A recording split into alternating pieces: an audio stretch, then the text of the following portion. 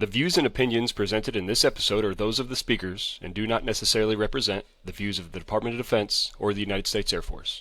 Welcome, my name is Matt Wilson, and thank you for joining us for episode 52 of the Fire Dog Podcast. In today's episode, I have the privilege of speaking with TSgt Quentin Patterson, an Air Force firefighter and now seasoned air advisor with experience supporting nations across Africa and beyond.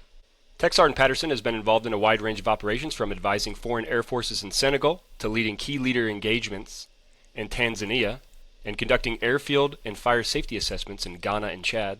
His position has also taken him to places like France, Morocco, and Cameroon. In today's episode, Quentin shares his journey into the air advisor career field, dives into his training and experiences on the ground, and discusses how his training and missions have shaped his view of global security and military partnerships. He'll also touch on how the unique experience will benefit him in future roles, both within and outside of the military. It is my pleasure to welcome TSgt Quentin Patterson. Quentin, welcome. It's great to have you. It's a long time no see. Yeah, it's been a while. It sure has. And as we were talking before I hit record, which I wish we would have got some of it on recording, that's why I kind of hastily hit the record button on us. Quentin and I go way back. He and I were together at JBear at one point in time. When did you show up there? 2014? Yeah, March 2013. Yeah, first March base. 2013. That's the same month I showed up, so that lines up. They assigned me, Quentin, as a troop, Staff Sergeant Wilson. Yeah, man, I remember that. It's crazy. Yeah. But now you're doing big things as an air advisor. Station where? Yeah, so right now I'm at McGuire Air Force Base at JBMDL out here in New Jersey. Gross. Yeah. Just kidding. Pretty unfortunate, but it's not too bad. It's not too terrible. No. Who did I have on? The oh man, his name escapes me. Talked to a couple people that are up at JBMDL on the podcast. Well, I guess Wink kind of counts as one too. Yeah, kind of. Because he was there at one point in time. Good place, a lot of folk, big department. But you are not working in the fire department there. I am not. Kind of a lone survivor out here, in the CRW. CRW. So that is kind of that's kind of like along the same lines as what those Silver Flag guys work within. Contingency response, something. Yeah, W? so they're in the CRGs usually. CRG. Okay. Yes. So the contingency response group, but there's only one CR wing here, Gotcha. 621 CRW. Gotcha. Cool. Well, we start rolling into it. We are going to talk about what exactly an air advisor is, and I will be honest, I'm not too familiar with what an air advisor is, other than what you've told me and what I've read. So I look forward to hearing what you have to say there. We'll talk about some of the training pipeline and what I'm most excited about, some of your experiences as an air advisor, and then how you leverage like your time as a firefighter, your experience as a firefighter, and being an air advisor, what firefighting skills or acumen you take to the table and advise other partner nations on. And then we can talk about like the transferability of what you've learned into other jobs, maybe in the Air Force or outside. It's a unique thing, super cool. I think it'd be valuable, in whatever you do going forward. How's that sound? Yeah, sounds perfect. Yeah, it's one of those Okay. hidden gems here. It's just no one knows about it, like you said. Like you don't really have any idea about it. I didn't even when I signed up for it. I was like, this Yeah. sounds cool. Let me do it. Yeah, man. Before we get into that, man, tell us about yourself. How long you been in the Air Force? Where you've been stationed? Whatever else you want to mention. Yeah, for sure. So, Technical Sergeant Quentin Patterson. Been in the Air Force for now a little over 12 years. Weird to say that. Since me and you started out together over at JBear, it was my first 12 base. years ago. That's wild. Yeah, crazy. So, yeah, JBear was my first base. Then from there, I went on to Dover, and then now at my current assignment here as an air advisor at McGuire. Got two deployments, one to IUD, and then fobbed out in Afghanistan. We went to IUD together too, right? Yeah, we did. That's right. Okay. Hmm. That was 2015, I think. Nice, man. Cool. Well, let's jump into what an air advisor is, man. Tell us what in the hell is an air advisor? Yeah. So, as you heard probably back in Afghanistan days, the air advisors are all around the place going to train people. So, what it really is, we're a unit comprised of about 32 different AFSCs, ranging from pilots, air crew, maintenance, every AFSC you can think of pretty much we have. So it's a super small unit. We also have a sister unit over in Travis Air Force Base, are the only standing advisor units. So what is an air advisor? Um, we go out, build partnerships with these partner nations. So primarily the 818 MSAS here at McGuire, which I am, they are responsible for Africa, mainly geographically aligned. Travis Air Force Base is aligned with Southcom. Yeah, so it's pretty interesting. Our main trips are usually down to AFRICOM, but we always get pulled to CENTCOM, UCOM also. So pretty much global at this point. Nice. Any advising in Indo-PACOM? Do you know of? Yeah, so yeah, there's a bunch going on there. But primarily who takes care of that is going to be the 36 TAS. So down out of Guam, they have a small advisor flight down there. So Hmm. we always Nice. kind of tag along to each other's trips as well. Sometimes we try to. So a lot of TDY opportunities as an air Ooh, advisor. yes, you stay gone in this job. You're always TDY with your training, missions, Yeah. everything. How's the family dynamic with that? It took some getting used to because I was Yeah. gone all the time, but now it's normal for me to be gone. So when I'm home, it's like, whoa, what are you doing here? Yeah, I got you.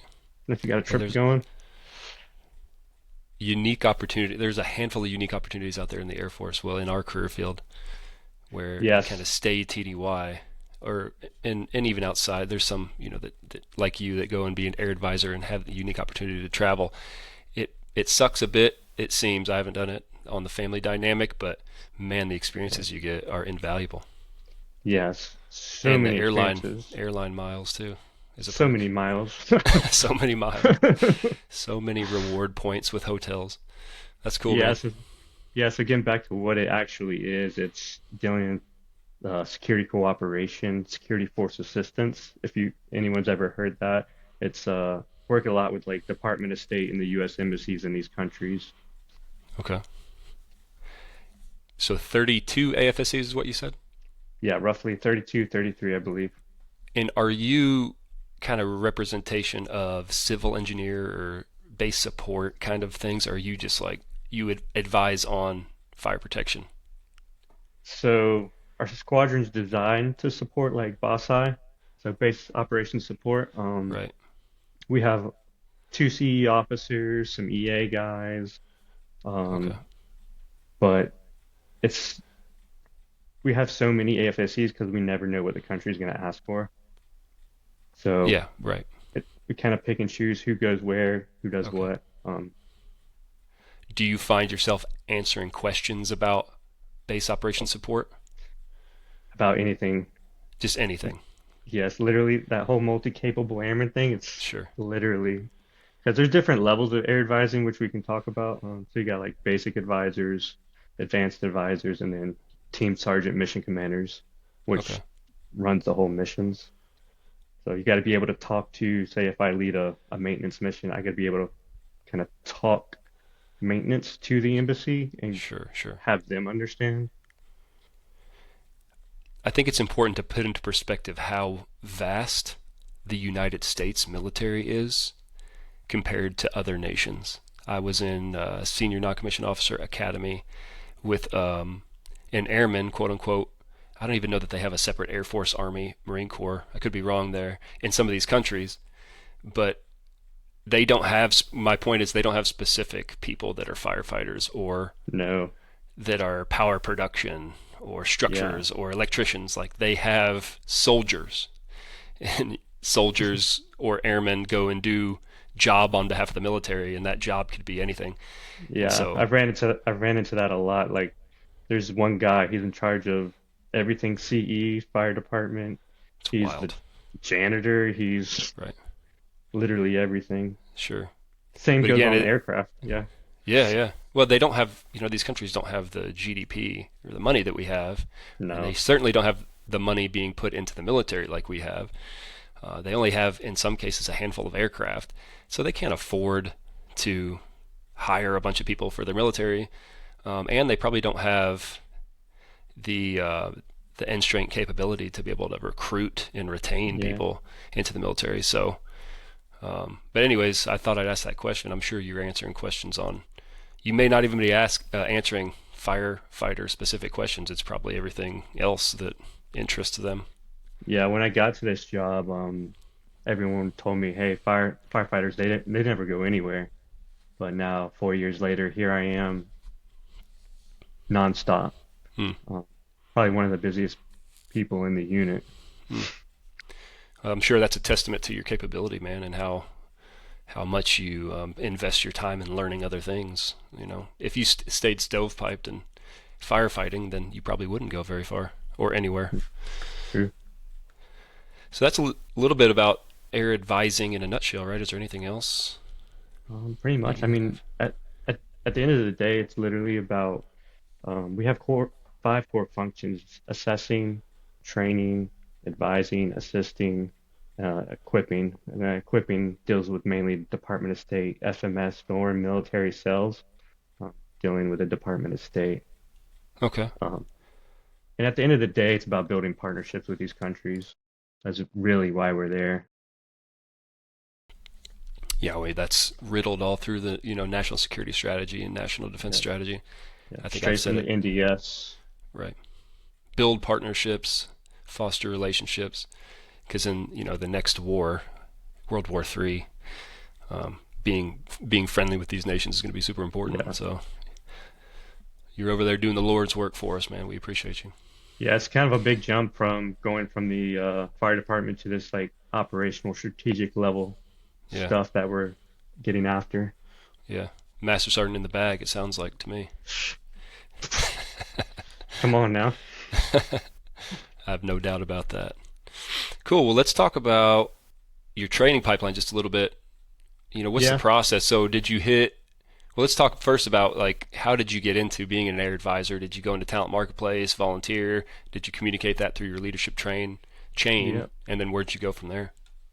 Yeah, so it was a volunteer ad on then it was AMS. So now it's on Talent Marketplace, but then AMS. I seen this job as a staff sergeant and I was like, "Hey, that sounds pretty cool. Traveling, that sounds cool. Let me do that. Let me sign up for that." But they're like, "Nope, we're only taking techs." A couple months later, I made tech, and the job was reposted. So got lucky enough to apply for that. Uh, my chief at the time, Chief Barker, and Mr. Crass over there at Dover, really pushed me, gave me some good letters of recommendation to give me the job. Um, so yeah, I applied and moved literally like in 2 months. Nice. Yeah, there's so many opportunities out there on talent marketplace now and AMS before, and we kind of have a blockade on the career field now where it's Yeah, tougher to get out. So, but maybe a couple years from now that'll change. Sounds like you got out at the right time. yeah, perfect. Sweet. Where'd you go from there? Did you go to tech school? Yeah, so our pipeline, so we have a pretty extensive pipeline. It's around 23 weeks long, which includes ECAC, evasion, conduct after capture. If anyone's been deployed to Afghanistan, AFRICOM theater, that's one of the requirements. Go play survival for a week or so. You And do that's because that. you're going to potentially be in, I don't know, high Sketchy conflict, environment. sketchy environment. There you go. That's a good word. Yeah. Sketchy. So contested environments, let's say that. There you go. That's a better Um, word. so yeah, because we travel in small teams, unarmed, and we live on the economy. So we're in local economy hotels, driving around town, going out to eat. So in the event something does happen, we got the training to survive and get back. Um, And then after that, we usually conduct 14 weeks of French language training, which is pretty unique. I didn't know I was going to have to learn a new language, but here I am speaking French now. Never would have That guessed. that is wild. Yeah. How well do you speak it? Is it like I can understand but not speak it, or can you complete a full sentence? Oh yeah, I can have a conversation. We have DLI instructors out of Monterey, so we have Okay. So you're taught by a in-house linguist. instructors. Yeah, civilian contractors, but yes. And how long is that training? We 14 weeks. That's literally your only job. You go to class 8 hours a day, So you were in 14 Monterey weeks. for 14 weeks, just like a linguist straight out of basic training. They're actually here, so we have them in-house. Oh, okay. So yeah, so which makes it even better. So well, kind of, because you got to deal with family and then also studying. So you go and learn French. That's a awesome kind of bullet point to have on a resume. Yeah, so I'm pretty comfortable with speaking it now. So it's really good when you're in your country, when you gotta eat, get a hotel room, stuff like that. It really helps Yeah. out. Uh, and then we And it's French also, because you go into Africa and that's a primary language in Africa. yeah. So a lot of countries are Francophone countries. If you know history, the colonization of all those countries from France. Right. So they speak primarily French in that Sahel region of Northwest Africa. Hmm. A lot of Awesome. countries are getting away from speaking French. They're trying to, but it's hard to get rid of a language. Yeah, hard habit to break. Well, they did Yeah. it with Latin, so it's doable. Yeah. Cool. So Uh, would you say ECAG? Is that the acronym? ECAC, yeah, ECAC, and then French French. training. And then we go live in France for 2 weeks. No kidding. Yeah, so that's pretty nice. Get a free trip to France and international language school. You actually go and live with a family, Wow. like a foreign exchange student. That's pretty unique. That was a learning experience. Man, that's pretty neat. Yeah, so How we was that? it was a great time, great time. Was it? And then also super hard because the international language school is the level is even higher. So you They're really got to probably use your speaking brain. French the whole time. Oh yeah, not an English word came out of that classroom. My goodness, man. Even when you don't know, you ask it and they explain it in French. It's like, come on now, just help me out here. My brain What's the hurts. attrition? Do you know like how many people are making it through the French part of being an air advisor? So 100% we're getting everyone through. Oh, okay. Yeah, Wow. so it's because you don't have to speak at a super high level like a linguist. You just gotta, so there's different levels of the DLPTs, so your OPI and reading and stuff like that. So you gotta be able to score a one, which is pretty Easy to do. easy. Yeah. Okay. Do So you get paid more for that? yeah, so we actually do get language pay, depending on what you score. So Right. that's pretty nice. Also, we also get special duty pay. Yeah. Nice. That's awesome, man. Yeah. And then after French and living in France, living the dream, we move over to doing some POI, principles of instruction. So that's kind of where you learn how to teach, creating Okay. course curriculum, stuff like that. Kind of like your BIC, your BIC, your Right. basic instructor course for T code, AFSEs. So you do that, and then what else do we do? And then IQC, obviously the most important one. So initial qualification course for air advisors. So this is where everyone went through during like the Afghanistan days to get the air advisor tab and to be able to go out and work as a dedicated air advisor. Hmm. Talk to me a little bit about some of the advanced training. Haven't you went to air assault school? Yeah, so I've done quite a bit of extra training, not required, but Yeah. I went out of my way to go do it just because Yeah. it's Yeah. fun. So And I've the done air assault. justification being that I could go talk to somebody about how to conduct an air assault or what it looks Yeah. like from the perspective of a ground troop during an air assault. Is that kind of the justification? Yeah, so in previous MTTs, mobile training teams, we've trained their special forces on repelling ops, so air assault would really benefit. And then Nice. also, I've done like the Army Combat Advisor course since we're integrating more with the Army advisors. That was pretty long. That was a 6-week course, kind of understanding how the Army approaches security cooperation and advising in these countries. Man, it sounds awesome. All the Yeah. stuff you get to do. How long did the pipeline take? So pretty much your first 6 months at once you get here is you're in pipeline. Um, so you're not even on the job until at least 6 months later, eight Yeah, months. yeah, I know that's the case with a lot of different jobs. I was recently exploring the idea of being a legislative fellow, enlisted Mm, legislative fellow, okay. um, and in speaking with people who do it, you're basically the first 6 months you go to school at Georgetown in Washington D.C. And then the following 6 months is kind of a shadow period. So you don't actually go advise or I don't know offer expertise to any congressional office until about a year of doing it.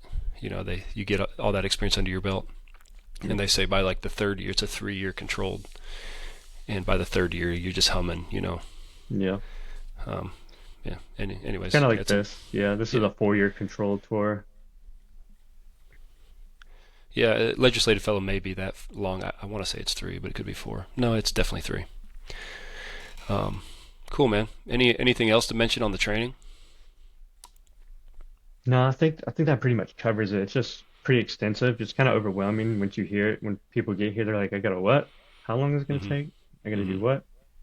So Up to this point, so in your training, are you taking your brain out of your head with all your firefighting knowledge? it's hard to get back into it. Like to when I have to think about fire stuff because I've been out of it for so long now. Yeah, Because what we talk about on a daily basis has nothing to do with fire. Um, sure, sure, sure. so it's So kind of hard to, there's really no like transferability. Like, oh, I know, this is I can make it through this piece of training because we did this in the fire department. Like, there's none of that. You're basically start from ground zero.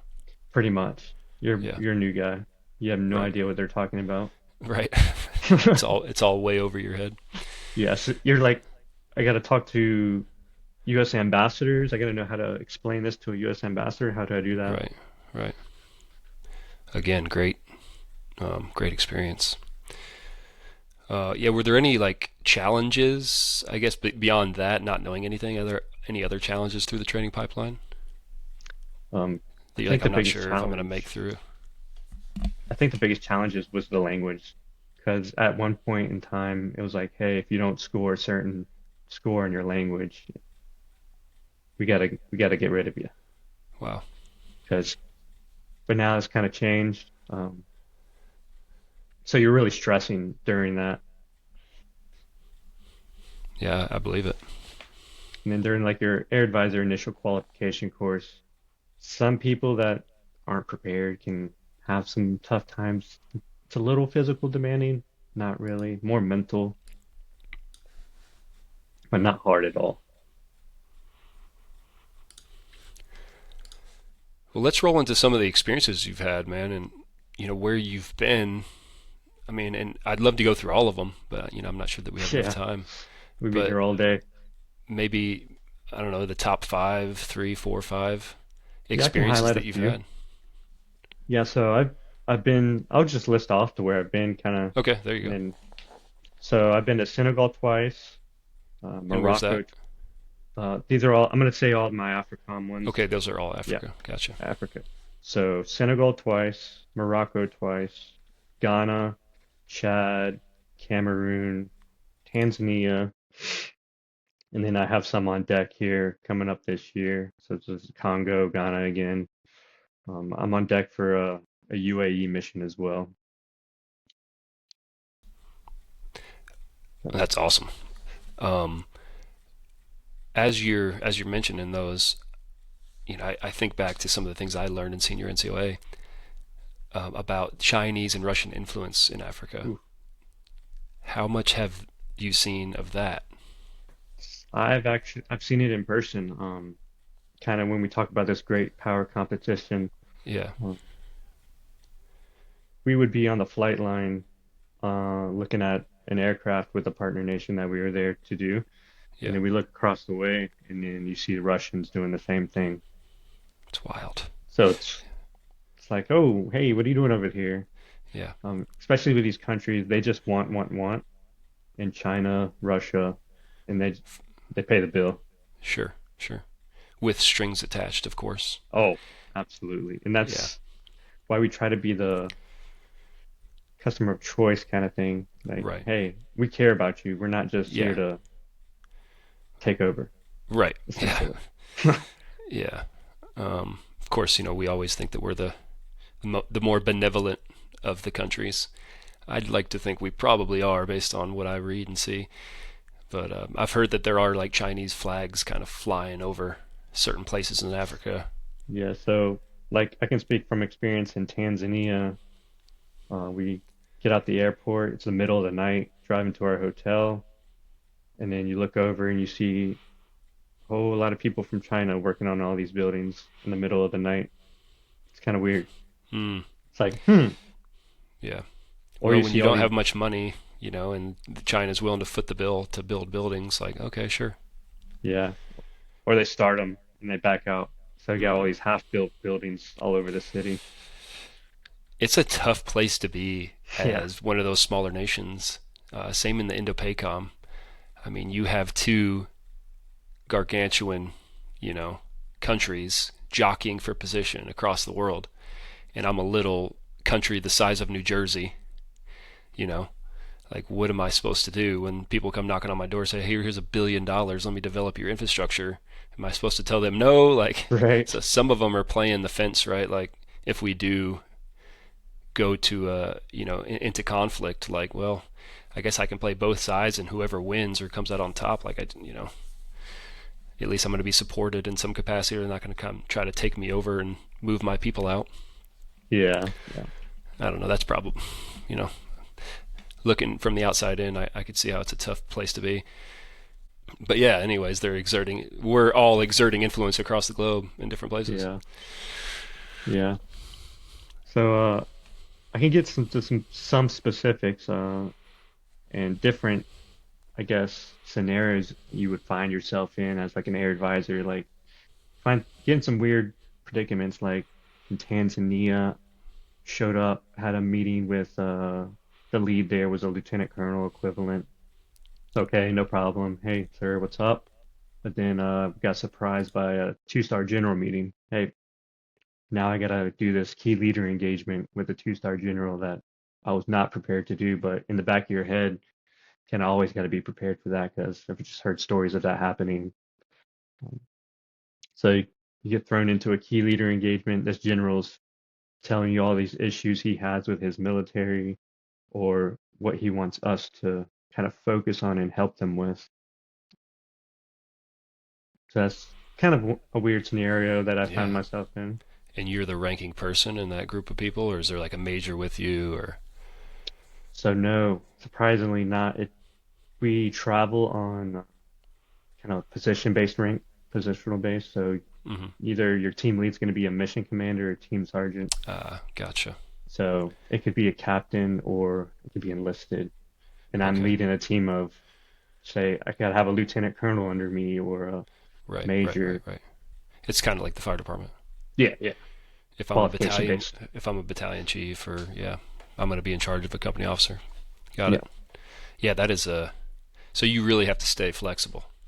Yes. Kind It's of constantly always be on your changing. toes. Yeah. Yeah, Yeah, they don't run things in other countries like we do. definitely not. Um, have you?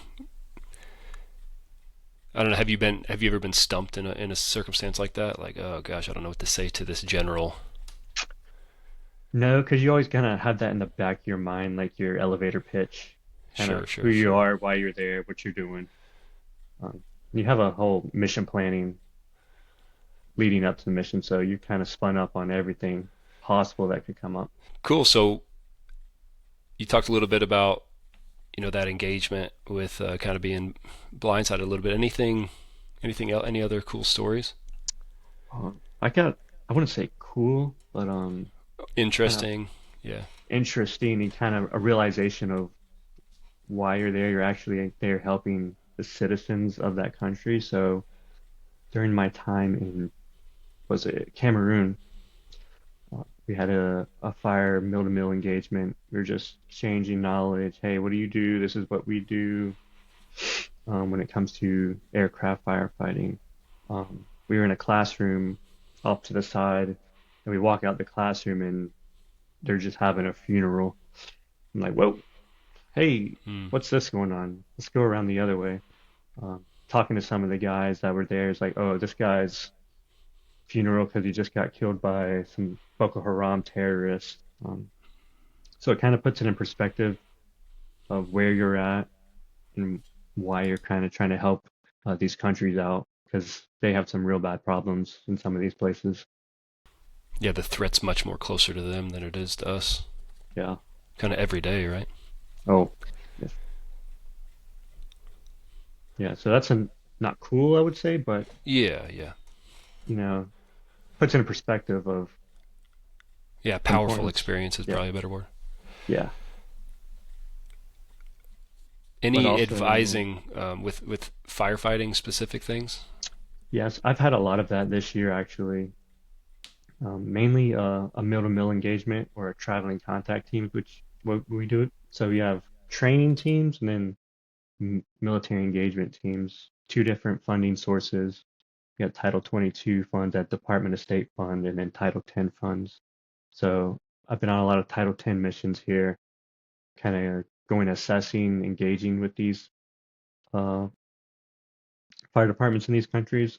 Um, I think Senegal, Ghana, Chad and Cameroon and Tanzania is the one I've done some fire engagements, and it's very what they can do with what they have is impressive. Because they obviously don't have the budget put towards their fire departments because they just want airplanes or they focus on this. They don't have the budget we have to really divest all their funds into a fire department or Right, understand why it's important. right. I going back to the Timor Leste um, experience that not that I did, but one of my troops did. He had mentioned that he'd showed up and they had all these beautiful trucks, probably paid for by the United States government, that had no agent, no water in them, and he's as he's doing kind of probably what you would do in advising and teaching, and he's like, hey, this is where you check and this is where you put the water and all these got different things. He said he opened up the tank and there's nothing in any tank, um, and come to find out that water was a really hot commodity in that particular region and only used for drinking and the essential necessities like bathing and things, and putting water into a fire truck was like, no, we're not going to waste water and putting it into a fire truck. And he said he had a challenge. It was a challenge in trying to explain to people like these fire trucks are paperweights. Yeah. They're going to do nothing for you in preventing fires and extinguishing fires if they don't have water in them, and so you might as well not even have a fire department. But is that challenge sound familiar to you, or is it not that bad in some of the places you've been? I haven't run into anything of that nature or that extreme where like, hey, we're not putting water in fire trucks, but it's just the simple like standard things we do that can like just expand their mind and blow their mind of like, wow, I didn't even think of this. Say like your bunker gear, putting your boots in your pants, having it ready to go. I showed some guys that and that was a success. That's mission success right there for them. It's kind of crazy that these guys don't get the formal training that we do. They might get sent to Morocco, they might get sent to France for training, but the relationship with France and these countries obviously teetering back and forth. Hmm. So they're kind of getting recruited into the military and going and filling in holes where there's needs within the military, and they might get slapped in a fire department. They don't have a clue, Yes. and so it's a lot of on the job training for them. Oh yeah. Even if they do on the job training, sometimes they just like, you're a firefighter now? He's like, okay, cool. I'm a firefighter. And that's the extent of it. It's crazy. let's see, what other experiences did you mention to me? Um,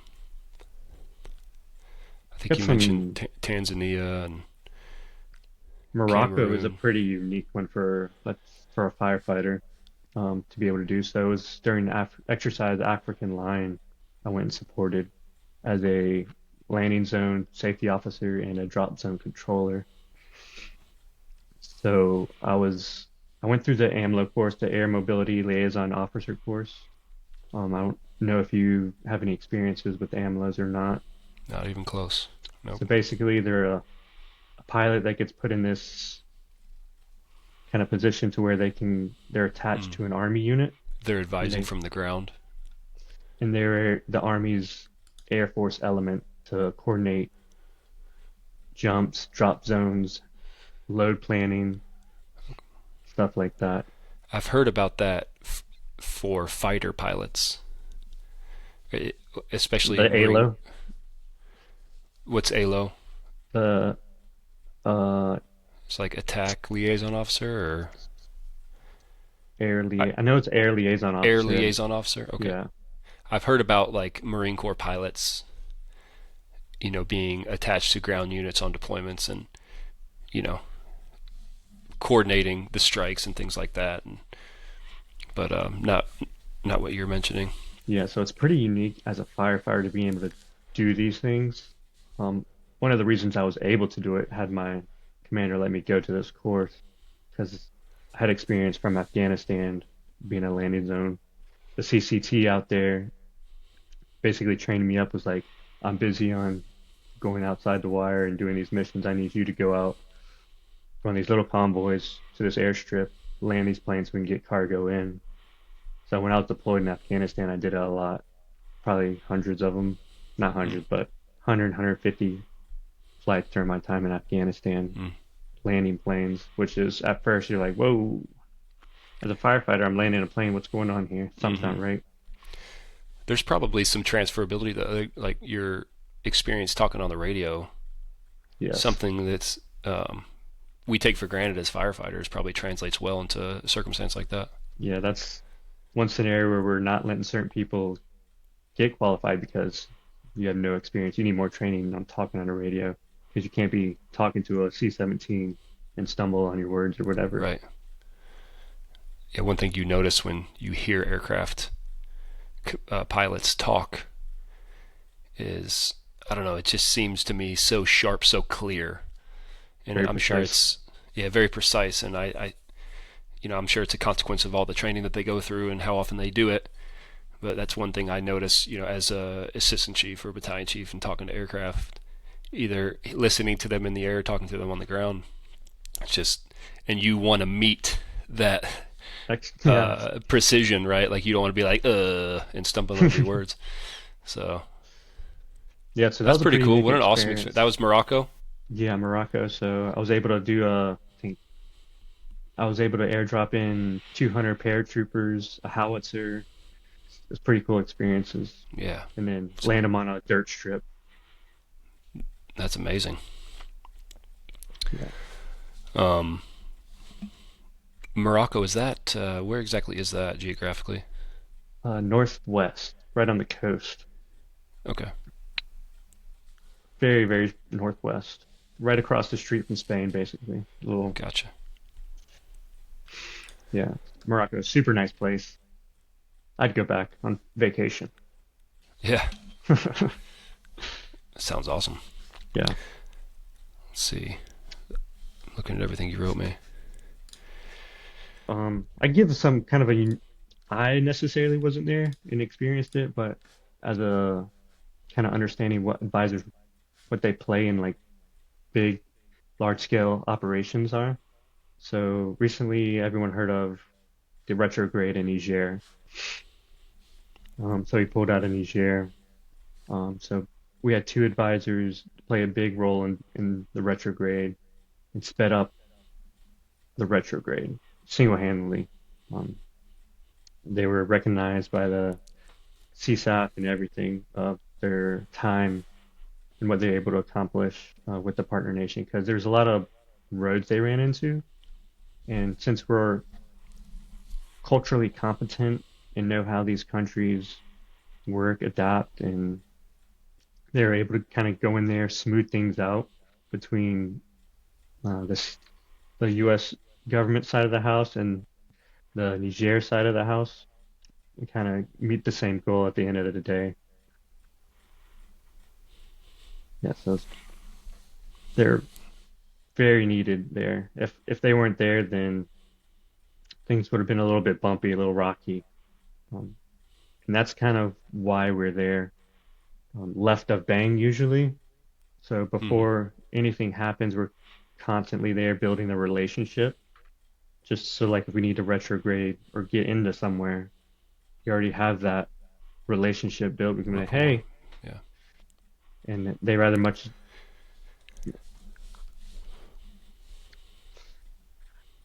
I think So, what? And if you got more, go ahead. I no, didn't you go ahead. Yeah, interrupt you. you're good. Okay.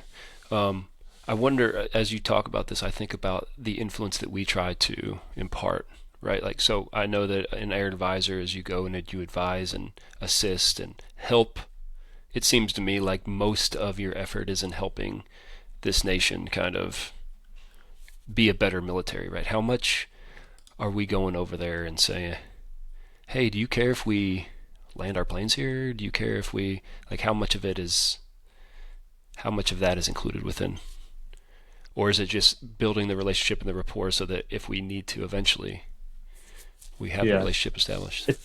it's hard to gauge that. So like, there's no quantitative, qualitative measure of performance there with that. You can't be like, hey, can we land our plane here and if we need to? They can say yes at the time, but when the So time on the comes, surface, we are going there and out of the kindness of our heart to help countries and obviously to build relationships with them. yeah, to build that relationship and it's really about maintaining that access within the country. Okay, So maintaining that relationship, which in turn we hope that it maintains that it's access. reciprocated, right? Yeah, When we need it. Yeah, no, that makes perfect sense. And I know some of this stuff is, I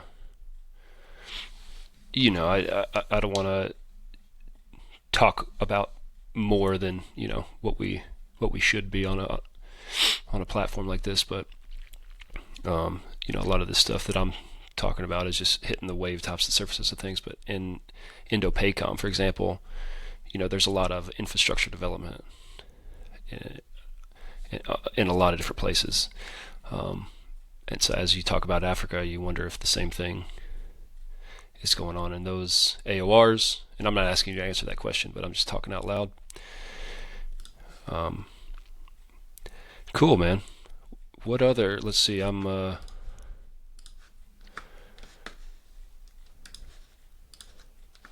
just looking through what you sent me here. There's one other that I wanted to ask about.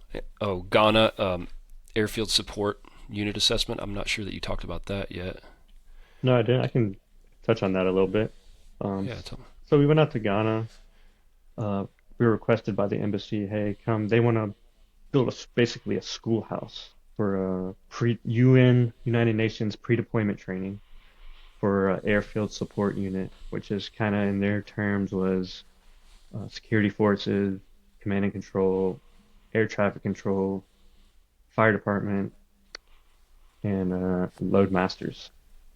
Hmm. So we went out and visited each respective job at their base, and we were lucky enough. They were like, "Hey, come check out this other base." So we were able to actually fly on one of their aircraft up to another base and check that out as well, which is pretty unique. Kind of like, okay, let's see what these guys got. Yeah, yeah. Yeah, but it, they were basically designing that UN, say, tech school pre-deployment training to support these United Nations peacekeeping operations across the entire continent, and that was going to be the focal point of the entire continent for pre-deployment training. Hmm. So we were able to design and build and give them an assessment and a product of what it should look like. Hmm. Um, and when you do these things, I'm not ever going to see. the benefit, or I'm not going to see the end product. It's going to be 5, 10 years later that these Hmm. things do happen, which is Hmm. unfortunate because you want to see fruits of your labor. But Sure. Yeah, it's a slow moving ship. Have you seen anything like that kind of cross the finish line from people that worked prior to you being in the position? I've seen some smaller, not quite that big, because that's a pretty massive ask on these countries to do, and a massive ask on the U.S. government to support. Hmm. But I've seen some smaller instances where we do like phase three MTT, aeromedical evacuation, seeing the end result in that, them being able to get a patient from the battlefield and then get them to whatever care they need.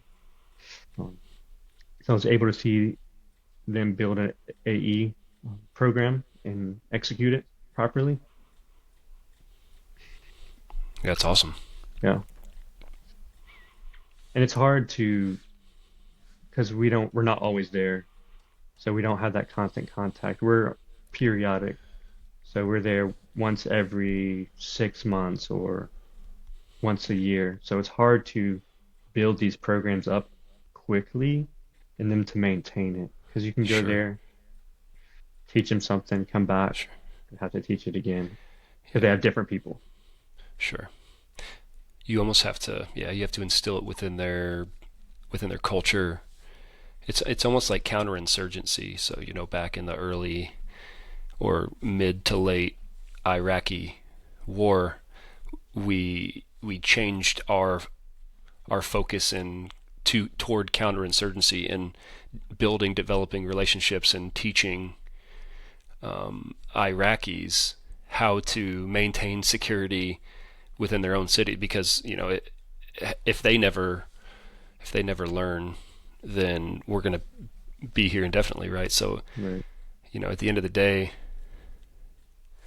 it doesn't really matter how much we can do and know as United States military representatives. Like, you have to be able to impart as much as Yeah. you can You got to in a get that way buy-in. that they want to be receptive and yet buy in, so that they can do it in whatever way looks right for them, and so that when you leave and fly away after your TDY, that they're going to go and tell their buddy and whoever comes on next, like, hey man, they taught us this, or we learned this, and let me tell you about it because it's awesome and it's going to work for us.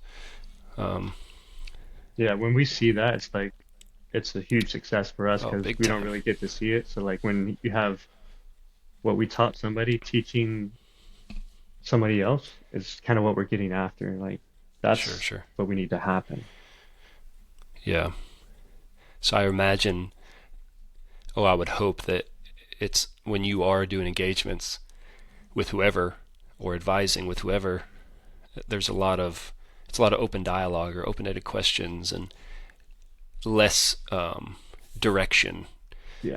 Like, go do this. You need to do it this way. You need to do it that way. Like, hey, what do you think? This is how we do it in the United States military. Do you think that would work for you? Yeah, it's like Are you show me willing how to? you do it.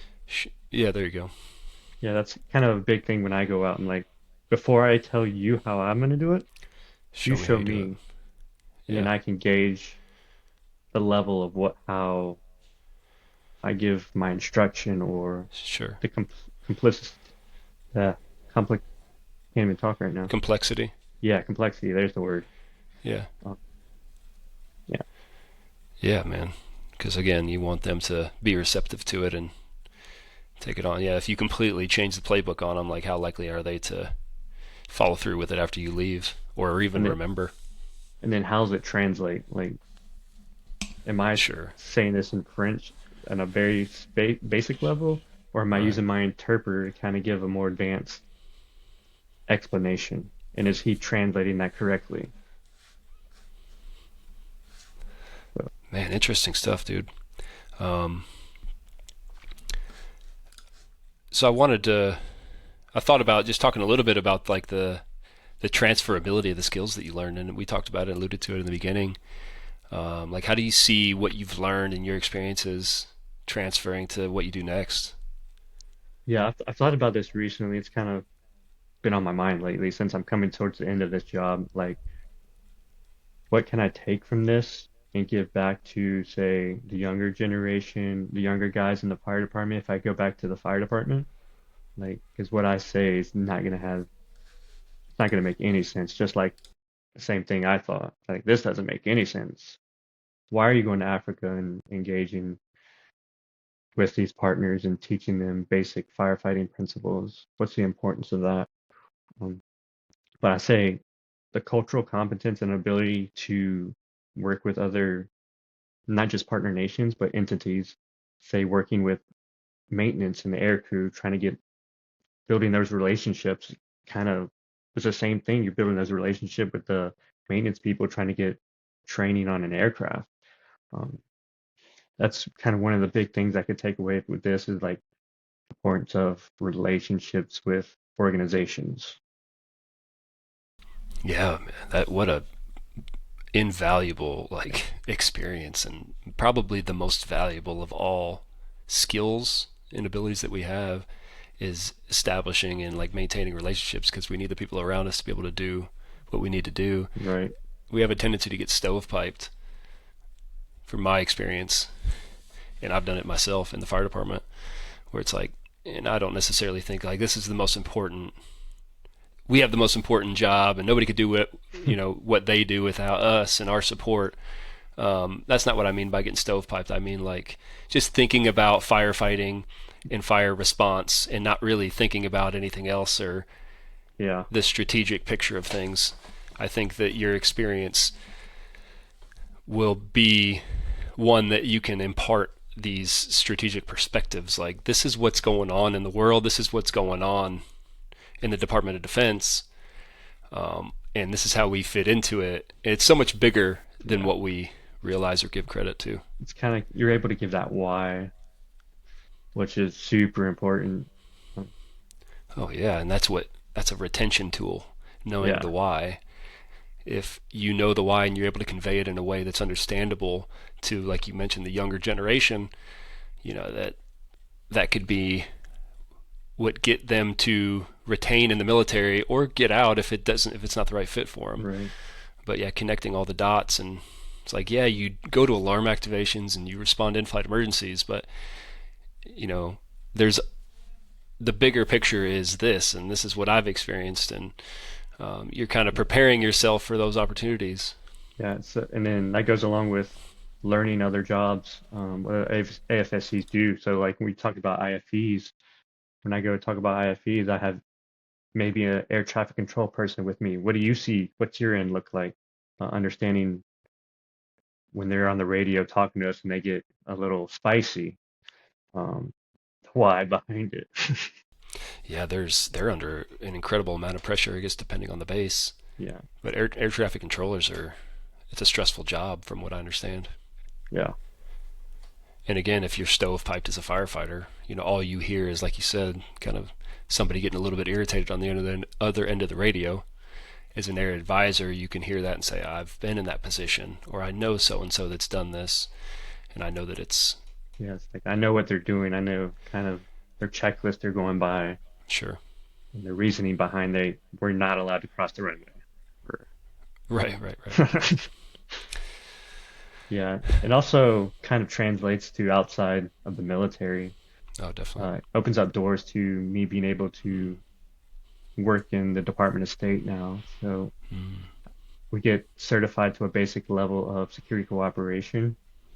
So I'm able to go do this job in some form, working with, say, the Department of State.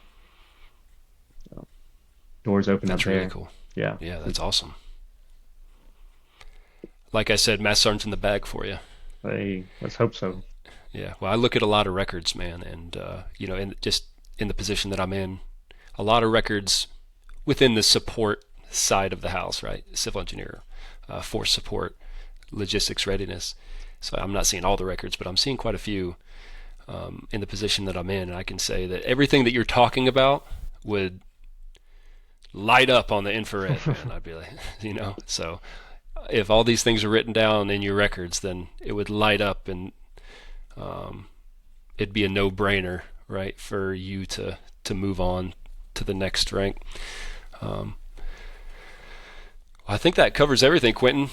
Unless you got Yeah, anything more you'd like to talk about. no, I think that covers it all. I kind of just wanted to get on here and let everyone know about this unique opportunity, kind of, Yeah, because it's very rare for someone to be in this position. definitely. You kind of want to get it out to the world. And like I said earlier, there is somewhat of a blockade now on the career field because of our manning constraints right at the enterprise level. But it doesn't mean that everything is getting shut down.